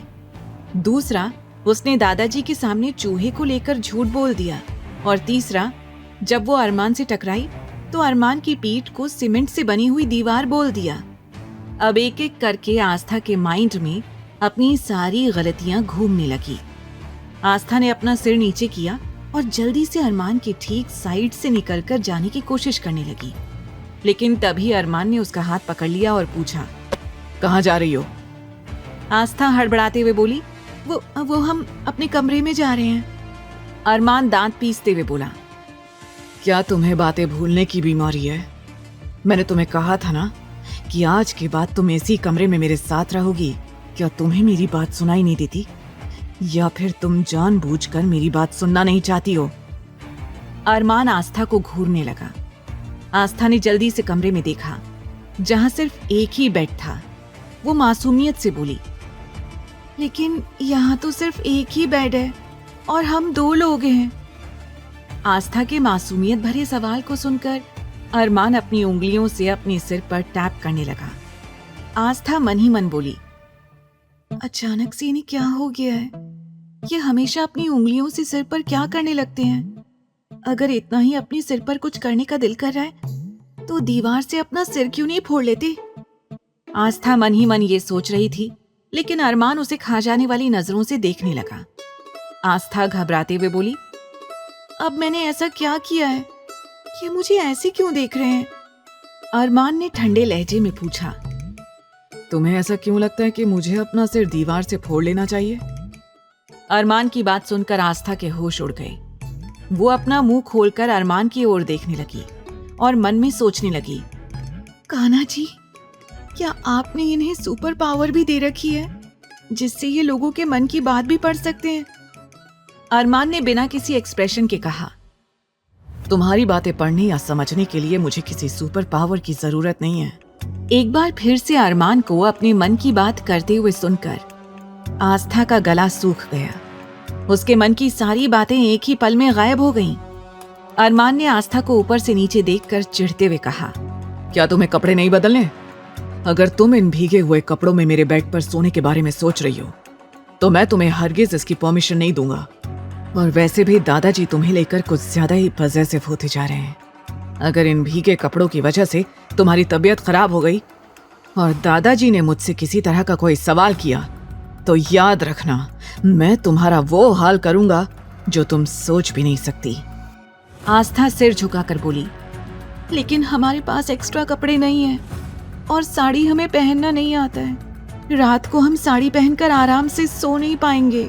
अरमान उसे घूरते हुए सोचने लगा, कल सबसे पहले इसके कपड़ों का कुछ इंतजाम करना होगा, वरना ये लड़की कपड़े ना होने की बात कह कहकर मेरा सिर खाती रहेगी। अरमान अचानक से आगे बढ़ा और अपनी अलमारी में से अपना एक शर्ट और एक पैंट निकालकर आस्था की तरफ फेंक दिया। वैसे तो अरमान आस्था को अपने कपड़े नहीं देना चाहता था, लेकिन फिलहाल उसके पास कोई और ऑप्शन नहीं था। आस्था उन कपड़ों को हैरानी से देखने लगी और सवाल करने लगी, लेकिन अरमान जी, ये कपड़े तो आपके हैं और अगर हम इन कपड़ों में बाहर जाएंगे तो दादाजी क्या कहेंगे? एक बार फिर अरमान ने अपना हाथ अपने सिर पर मार लिया और सोचने लगा, ये बेवकूफ लड़की कितना बकवास करती है। क्या इसे समझ में नहीं आ रहा है कि ये कपड़े मैं इसे कमरे में पहनने के लिए दे रहा हूँ? क्या ये सच में इतनी बेवकूफ है या मेरे सामने बेवकूफ बनने का ड्रामा कर रही है? अरमान इरिटेट होते हुए बोला, बेवकूफ लड़की, तुम्हारा दिमाग खराब हो गया है क्या? ये कपड़े मैंने तुम्हें बाहर पहनकर जाने के लिए नहीं दिए हैं, इसलिए चुपचाप से ये कपड़े पहनकर सो जाओ और सुबह होते ही इन्हें बदल लेना, समझी तुम? फिर अरमान ने अपनी उंगली से एक और इशारा किया और बोला, वो रहा बाथरूम का रास्ता। अगर तुम्हें बाथरूम का रास्ता समझ में नहीं आ रहा है तो मैं तुम्हें लेकर चलता हूँ। ऐसा कहकर जल्दी ही उसने एक बार फिर आस्था का हाथ पकड़ लिया और बाथरूम का दरवाजा खोलकर बेरहमी से उसे अंदर धक्का दे दिया। अचानक धक्का लगने से आस्था अपना बैलेंस नहीं बना पाई और वो सीधा घुटनों के बल बाथरूम में जा गिरी। उसकी चीख निकल गई, आह! अगले ही पल आस्था के घुटनों से खून निकलना शुरू हो गया। उसे चोट लग गई थी, लेकिन अरमान ने इस बात की कोई परवाह नहीं की। उसने झट से बाहर से दरवाजा बंद कर दिया। अरमान वापस अपने मास्टर बेडरूम में आया ही था कि तभी उसका फोन रिंग करने लगा। फोन देखकर अरमान के चेहरे पर एक साथ कई इमोशंस आए और चले गए। उसने फोन उठाकर अपने कान पर लगाया तो दूसरी तरफ की बात सुनने के बाद उसने बिना किसी भाव के कहा, मैं आ रहा हूं। ये कहकर उसने कॉल कट कर दिया और सामने दीवार पर लटक रही घड़ी की ओर देखा। रात के 11:30 हुए थे। अरमान ने अपना कोट उठाया और अपने कमरे से निकलकर सीधा अपने मैंशन से बाहर निकल गया। अरमान ने अपनी गाड़ी निकाली और खुद ड्राइव करता हुआ सिंघानिया मैंशन से 2 किलोमीटर की दूरी पर आ गया और अचानक एक विला के सामने अपनी गाड़ी रोक दी। अभी उस गाड़ी को रुके हुए कुछ ही मिनट हुए थे कि तभी विला से 4 लड़के तेजी से निकलकर बाहर आ गए और स्टाइल से चलते हुए अरमान की गाड़ी में बैठ गए। ये चारों कोई और नहीं, आहान, ध्रुव, आकाश और सुमित थे। अरमान ने गाड़ी फिर से स्टार्ट की और तेजी से ड्राइव करते हुए मेन रोड पर आ गया। अरमान की गाड़ी के पीछे 4 से 5 गाड़ियां और चल रही थीं, जिनमें अरमान के गार्ड्स थे जो उसे फॉलो कर रहे थे। गाड़ी में अजीब सी खामोशी छाई हुई थी। जहां कुछ देर पहले सभी हंसी मजाक कर रहे थे, वहीं अब सब सीरियस थे। उनके चेहरों पर कोई इमोशन नहीं था। चारों बाहर सुनसान सड़क को देख रहे थे। जल्दी ही अरमान सिंघानिया ने एक जगह गाड़ी रोक दी और ऑर्डर देते हुए कहा, अपना फेस अच्छी तरह से कवर करो। अरमान के इतना कहते ही उन चारों ने अपने फेस को अच्छी तरह से कवर कर लिया था। और तभी अरमान ने अपनी गाड़ी से एक बंदूक उठा ली और वो सब गाड़ी से निकलकर सामने की बंद पड़ी फैक्ट्री की तरफ जाने लगे। इस वक्त वो लोग शहर से बाहर थोड़ी दूरी पर एक बंद पड़ी फैक्ट्री के पास थे, जिसका काम बहुत समय पहले रोक दिया गया था। अरमान ने अपने सभी गार्ड से मुड़कर कहा, तुम सब यहीं रुको और हमारा इंतजार करो। ये कहकर वो पांचों अंदर गए। वहां उन्हें अजीब सी आवाज सुनाई देने लगी, जिसे सुनते ही अरमान ने उन सबको अलग अलग डायरेक्शन में जाने का इशारा करते हुए कहा, चारों अलग अलग डायरेक्शन में जाओ और ध्यान रहे कोई भी एक साथ न रहे। थोड़ी देर तक अपनी नजरें चारों तरफ घुमाने के बाद अरमान ने धीमे लहजे में कहा, मतलब इस फैक्ट्री में सिर्फ एक ही बंद दरवाजा है, जरूर उसी के पीछे कुछ ना कुछ गड़बड़ होगी। ये अंदाजा लगते ही अरमान ने बिना देरी किए तेजी से एक लात सामने के दरवाजे पर मार दी। अगले ही पल दरवाजा टूट गया और अब अंदर का नजारा अरमान के सामने था, जिसे देखकर उसकी आंखें हैरानी से फैल गईं। वहां लगभग 20 से 25 लड़कियां डरी सहमी बैठी हुई थी। गुस्से की वजह से उसके हाथों की नसें भी दिखाई देने लगीं। तभी वो चारों भी अरमान के ठीक पीछे आ गए। क्या हुआ? ध्रुव ने ये सवाल किया ही था कि तभी अरमान ने कुछ इशारा किया और वो चारों वहां मौजूद जितने भी गुंडे थे सब पर बुरी तरह से टूट पड़े। कुछ ही देर में उन चारों ने गुंडों को मार मार कर उनकी हालत इतनी ज्यादा बुरी कर दी कि वो गुंडे खुद कराहने लगे और उनसे अपनी मौत की भीख मांगने लगे। हमें मार दो रे, हमारी जान ले लो, लेकिन इतना दर्द मत दो।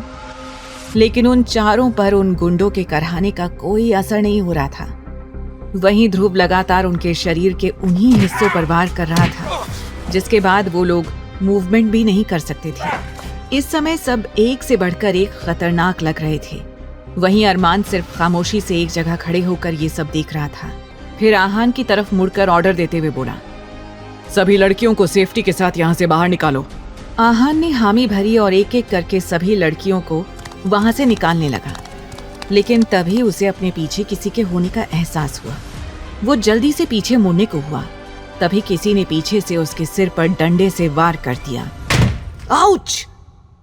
लेकिन अरमान ने बीच में आकर उसका हाथ पकड़ लिया और अपनी आंखों में आग लिए उस आदमी को देखते हुए उसी डंडे से उस पर वार कर दिया।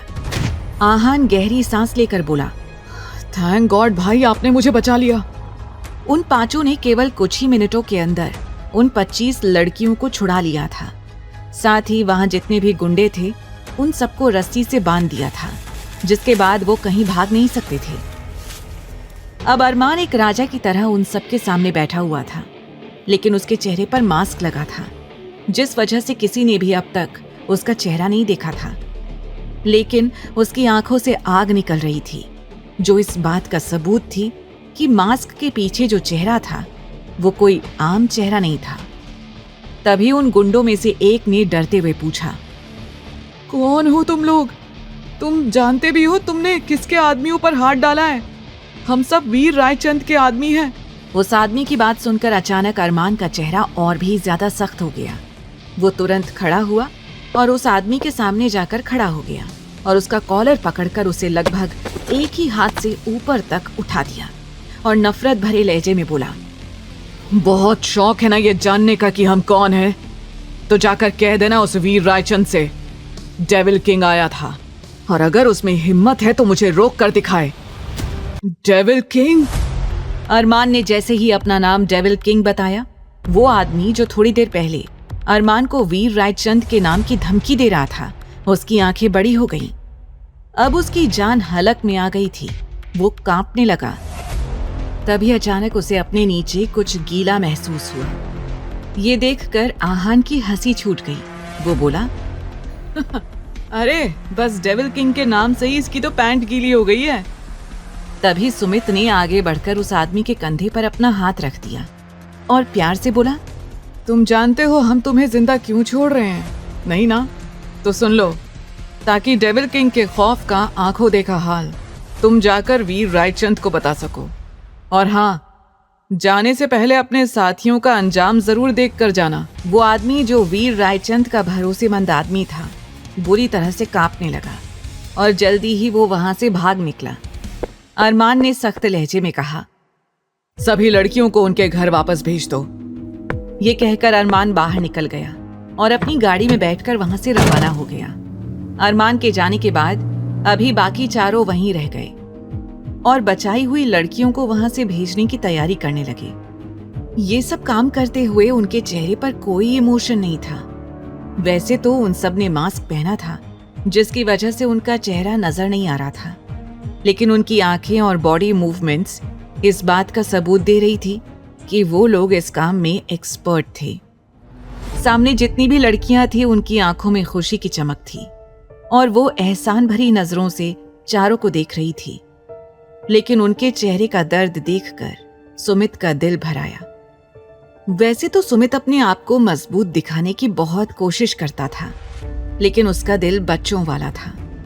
उसे देखकर आकाश ने फिक्रमंद होकर कहा, अगर हमने इन लड़कियों को यहाँ से भेजने में ज्यादा देर कर दी तो कहीं ऐसा ना हो कि सुमित यहीं रोना शुरू कर दे। आहान जो कुछ देर पहले तक दूर खड़ा किसी से फोन पर बात कर रहा था वहां आकर बोला, मैंने काव्या को बता दिया है, सारी लड़कियां वहीं जाएंगी और उन्हें उनके घर तक वही पहुंचा देगी। काव्या शर्मा अरमान की टीम में थी, जिसकी उम्र लगभग 30 साल थी। बहुत कम उम्र में ही उसके पति की मौत हो गई थी, जिससे उसे एक बेटी थी। वो बेटी के साथ खुशी से जी रही थी। आहान ने लड़कियों को अपने आदमियों के साथ काव्या के पास भेजा, जिसके बाद काव्या उनकी डिटेल्स लेकर उनके घर भेजने या उनके रहने और काम का इंतजाम करने वाली थी। सुमित, आकाश और अरमान को काव्या ने कभी देखा नहीं था। वो सिर्फ आहान और ध्रुव को जानती थी, बाकियों को नहीं। अब वो लोग भी आकाश के विला की ओर रवाना हो गए। वहीं दूसरी ओर आस्था, जिसके घुटनों में चोट लगी थी, उसका खून बहना बंद नहीं हो रहा था। बाथरूम में वो थोड़ी देर तक रोती रही, लेकिन फिर जैसे तैसे खुद को संभाल कर खड़ी हुई। फिर आईने में खुद को देखकर सुबकते हुए बोली, आस्था शांत हो जा, यहाँ तेरे आंसू पोंछने वाला कोई नहीं है, तू बिल्कुल मत रो, कपड़े बदल ले। फिर उसने अपनी जख्मों को साफ किया। वो परेशान होकर बोली, मुझे समझ भी नहीं आ रहा है कि अब लोअर कैसे पहनूं। कहीं अरमान के लोअर में खून के दाग लग गए तो वो जल्लाद हमें इस बात की भी पनिशमेंट ना देने लगे। ये बातें उसके दिमाग में चल रही थी, लेकिन फिलहाल उसके पास कोई और रास्ता नहीं था, इसीलिए उसने उस लोअर को पहन लिया। फिर बड़बड़ाते हुए बोली, अब जो होगा देखा जाएगा। जल्दी ही आस्था चेंज करके बाहर आ गई। उसने पूरे कमरे में देखा, अरमान वहां कहीं नहीं था। ये देखकर आस्था ने राहत की सांस ली। अभी आस्था रिलैक्स्ड थी, इसीलिए वो पूरे कमरे में चारों तरफ अपनी नजरों को घुमाकर देखने लगी। पूरा कमरा इंपोर्टेड चीजों से भरा हुआ था। आस्था हैरान होकर बोली, ये कमरे में कैसे स्टैचू रखे हुए हैं और उनमें नीचे ये कहां से आया है वो भी लिखा हुआ है, Japan, Italy, America etcetera. Wow! Aastha बड़े ध्यान और हैरानी से सब देख रही थी, क्योंकि भले ही वो पहले से इस कमरे में थी, लेकिन उसने अभी तक किसी भी चीज को नोटिस नहीं किया था। उसने अपने लिए एक फर्स्ट एड बॉक्स ढूंढा और उसमें से कॉटन निकालकर अपना घुटना एंटीसेप्टिक से क्लीन करने लगी। तभी आस्था दर्द से कराहते हुए बोली, आह, ये इतना जल क्यों रहा है? नहीं आस्था, ये तो करना ही होगा, और फिर इस तरह से किसी और के घर में बीमार होने का रिस्क नहीं ले सकती है तू। आस्था ने घाव क्लीन करने के बाद उस पर एक ट्यूब और बैंडेज लगा दिया। अपने पैर में मरहम पट्टी करने के बाद आस्था ने अपने लोअर को ऊपर तक फोल्ड कर लिया, लेकिन अब तक उस पर खून के धब्बे लग चुके थे जो कि साफ दिख रहे थे। आस्था खुद में बोली, अब इस दाग को छोड़ आस्था, तू सो जा। सब कुछ भुलाकर आस्था सीधे जाकर बेड पर लेट गई, क्योंकि वो थक गई थी और कुछ ही देर में उसे नींद भी आ गई। रात के 2 बजे अरमान वापस से सिंघानिया मैंशन में आया। कमरे में आते ही उसकी नजर सबसे पहले आस्था पर पड़ी, क्योंकि पूरे कमरे में अंधेरा था। वहां सिर्फ एक ही डिम सी लाइट जल रही थी, जिसमें आस्था का चेहरा साफ दिखाई दे रहा था। लेकिन आस्था का चेहरा देखते ही अरमान का दिल नफरत से भर गया और वो सीधे बाथरूम में चला गया, क्योंकि उसके हाथों में, उसके कपड़े में हर जगह खून ही खून लगा हुआ था। कुछ देर बाद अरमान शावर लेकर बाहर निकलने लगा। अचानक से उसकी निगाह बाथरूम के कोने के फर्श पर पड़ी, जहां खून लगा था। अरमान की कंफ्यूजन का कोई ठिकाना नहीं था। वो बड़बड़ाते हुए बोला, मैं तो उस तरफ गया ही नहीं, फिर यहाँ खून कहाँ से आया? तभी अरमान को याद आया कि यहाँ से जाने से पहले उसने आस्था को धक्का दिया था। अरमान ने खुद से कहा, मतलब इस लड़की को चोट लगी है? अरमान के दिमाग में ये ख्याल आया, लेकिन अगले ही पल उसने अपने इस ख्याल को झटक दिया और बोला, अगर उसे चोट लगी भी है तो मुझे इससे क्या? अरमान बेपरवाही से जल्दी ही बाथरूम से बाहर आ गया और एक बार फिर उसकी नजर ना चाहते हुए भी आस्था पर जाकर ठहर गई। बार बार उसका दिल कर रहा था कि वो जाकर चेक करे कि आस्था को कहाँ चोट लगी थी। इसीलिए उसने रूम की एक लाइट ऑन कर दी। आस्था की आंखों पर जैसे ही लाइट का रिफ्लेक्शन पड़ा, अचानक से वो नींद में ही बेचैन होने लगी। उसने अपने हाथ से अपनी आंखों को ढक लिया। अरमान उसके साइड में जाकर खड़ा हो गया और उसे बड़े ही ध्यान से ऊपर से नीचे तक देखने लगा। इस वक्त आस्था इन कपड़ों में बेहद खूबसूरत लग रही थी। अरमान की नजरें उस पर जाकर ठहर सी गई थी। फिर जल्दी ही उसने आस्था को ब्लैंकेट से कवर कर दिया और धीमी आवाज में बोला, अगर इसे चोट लगी है या इसके घाव से खून भी निकल रहा है तो मुझे इससे कुछ खास फर्क नहीं पड़ना चाहिए। ये सोचते हुए बिना आस्था की परवाह किए अरमान बेड के दूसरे सिरे पर जाकर लेट गया और लेटते ही वो भी गहरी नींद में सो गया। इधर एक अंधेरी हवेली के छोटे से कमरे में, जहां बस एक दिए की लौ जल रही थी, वो आदमी हांफते हुए पहुंचा था, जिसे कुछ देर पहले अरमान ने बहुत पीटा था। उसने आज जो कुछ भी हुआ वो सब बातें सामने बैठे आदमी को बता दी और आखिर में डरते हुए कहा, वहां डेविल किंग आया था, उसी ने सभी लड़कियों को रेस्क्यू करवाया है। तभी वीर रायचंद को अपने कंधे पर किसी का हाथ महसूस हुआ और जैसे ही उसने मुड़कर देखा तो एक अधेड़ उम्र की औरत उसके सामने खड़ी थी।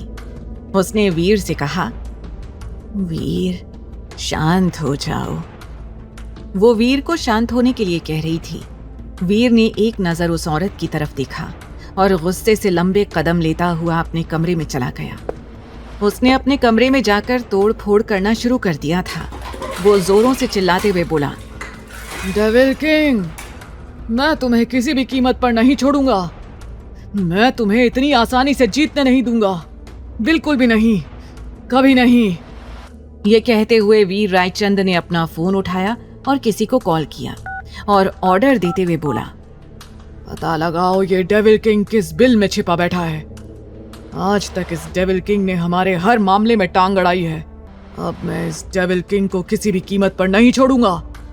तुम्हें हर हाल में इस डेविल किंग को ढूंढ कर निकालना ही होगा। आज तक अरमान यानी डेविल किंग की पहचान सभी के लिए एक सीक्रेट था।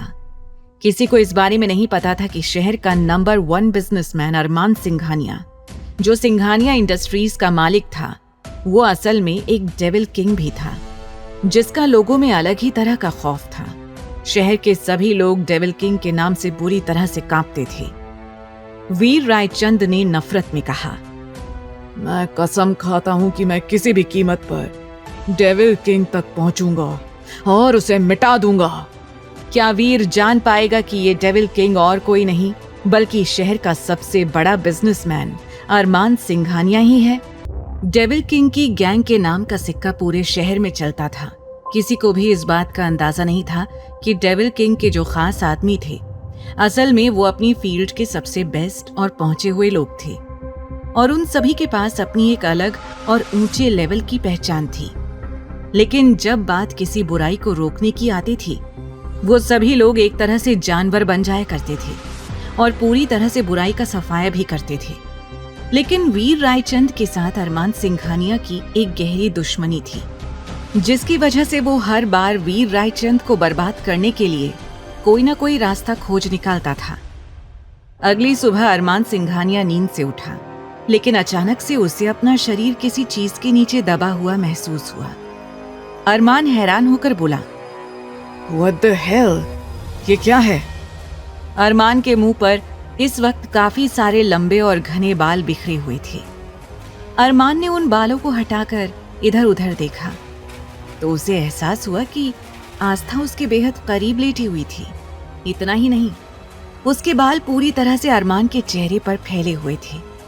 अरमान ने जैसे ही ये महसूस किया, उसका गुस्सा बहुत ही ज्यादा बढ़ गया। उसने अपने दोनों हाथों की मुट्ठी को कसकर बंद कर लिया। ये फीलिंग उसके लिए काफी अनकंफर्टेबल थी। वहीं आस्था बिल्कुल बेफिक्र होकर अरमान को अपनी चारपाई समझकर आराम से सो रही थी। उसे इस बात का अंदाजा नहीं था कि इस वक्त अरमान उसे खा जाने वाली नजरों से देख रहा था। आस्था का एक पैर अरमान की टांगों के ऊपर था, उसका हाथ अरमान के पेट पर और उसका सिर अरमान के कंधों से थोड़ा ऊपर, और उसके बाल पूरी तरह से अरमान के चेहरे पर फैले हुए थे। अरमान गुस्से से उठा और तुरंत आस्था को अपने ऊपर से उतारकर साइड में फेंक दिया। आस्था जो नींद में थी, उसके मुंह से चीख निकल गई, मर गई नानी माँ, आज फिर से चारपाई से गिर गई। अरमान लाल सुर्ख आंखों के साथ उसे घूरने लगा, क्योंकि आस्था का इस तरह से उसे छूना उसे बिल्कुल भी पसंद नहीं आया। तभी जमीन पर पड़ी आस्था ने धीरे से अपनी पलकें खोली तो कंफ्यूजन में बोली, अरे हमारी चारपाई कहाँ गई? अगले ही पल उसने अपने सिर पर हल्का सा टैप किया और धीरे से बड़बड़ाने लगी, हम भी ना कितने बड़े बुद्धू हैं। हम कैसे भूल गए कि हम इस वक्त अपने गांव में अपनी चारपाई के साथ नहीं हैं, बल्कि यहाँ इस बड़े से शहर में एक मॉन्स्टर के कब्जे में है। आस्था ने भोलेपन में ये लाइन कह तो दी थी, लेकिन तभी उसने आंखें उठाकर सामने देखा। अरमान अपनी तीखी नजरों से उसे ही घूर रहा था।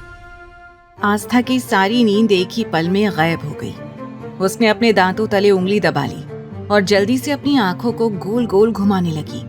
वो सोच रही थी, हे कान्हा जी, ये हमसे क्या हो गया? ये हमने क्या कर दिया? कहीं मॉन्स्टर ने हमारी बात सुन तो नहीं ली? ये सोचते हुए आस्था बहुत घबराने लगी। उसका पूरा शरीर कांपने लगा।